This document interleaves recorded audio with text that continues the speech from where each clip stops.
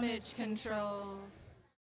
All right, guys, this is the key for those of you who are using our MP3 training rounds. It's just a primer to help you guys understand what the commands mean when I myself or Coach Kaiser here call out the 1, the 2, the 3, the 4, the tie 4, the bob and weave. This is going to help you guys with what those commands mean. This is your number 2 command, which is basically a jab cross, and I'm going to show you a couple different ways to feed that. The first way is both mitts come up. My partner's going to throw the jab, the cross, and then I'm going to feed something back to make sure he's not sitting in the pocket waiting to get punched in the face. Okay, the second way is to just feed the right focus mitt for him to throw the jab cross both on this one target.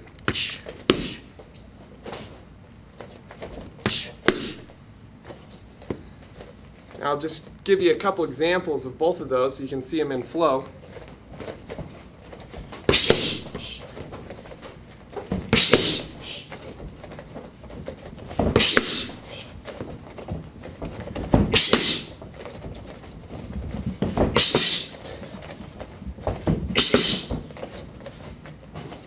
Now, here at Mushin, when we're training, I know that I prefer the both focus mitts up option, and Yamasaki tends to use just the one mitt. Do you have a preference or reason why you use one or the other than trying to totally confuse our students and keep them on their toes at all times? Well, I think that the 2 focus mitt method is easier for the beginners to see and comprehend what you want out of it.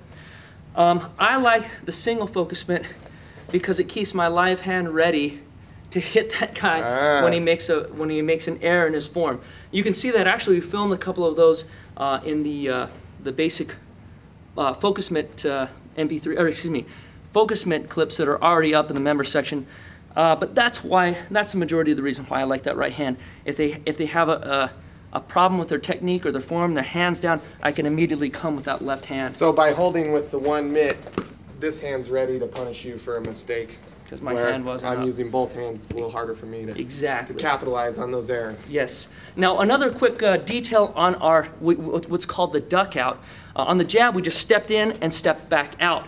But now in the higher numbers, we use what's called a duck out to get out. Now what that looks like is this. And again, you might want a little bit of a longer shot here. I want to go 1, 2.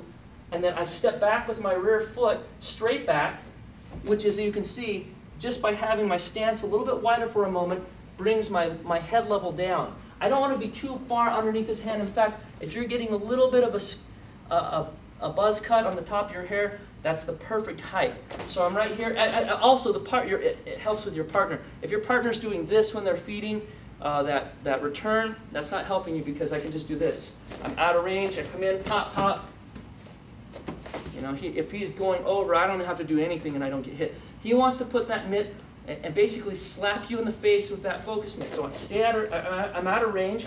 I come in, whack, whack, and then underneath it, and I'm back out. Now if he comes with, like, for instance, if you go, the reason why we do that is if he throws a hook and then a straight right, what will happen is I'm out of range for the hook, or underneath the hook, and then out of range for that straight right. So we always duck out on pretty much all of the numbers above 1. 1, we step in and get out. 2, 1, 2, duck out. And in a moment, we'll show you the 3.